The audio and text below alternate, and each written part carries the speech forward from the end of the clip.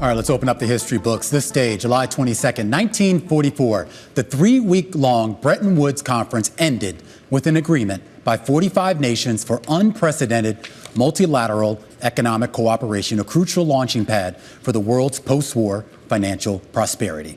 That conference, held at a somewhat dilapidated estate up in rural New Hampshire that had been mothballed for almost 2 years prior, would make history several times over, particularly for the United States, which leveraged its newfound military dominance into monetary dominance as well. Remember, the U.S. became the world's largest economy all the way back in the 1870s, yet the British pound remained the dominant currency for decades to come. Bretton Woods, it changed all that for good.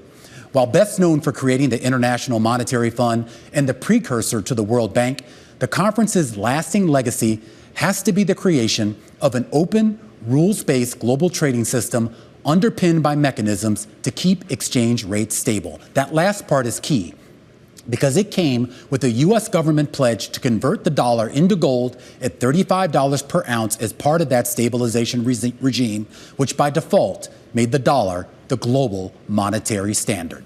Now, that monetary mechanism of Bretton Woods largely dissolved within 25 years when President Nixon suspended the gold convertibility.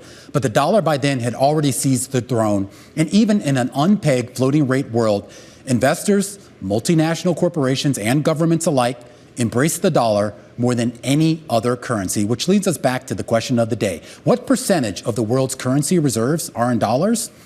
The Bank of International Settlement estimates more than 80% of foreign exchange transactions are in dollars, and the IMF says 59% of global currency reserves are in greenbacks, about 3 times the share of euros. That disparity is more than academic. It gives the U.S. that so-called exorbitant privilege that allows it to set interest rates lower than it might otherwise be and allows the government to fund budget and trade deficits in perpetuity.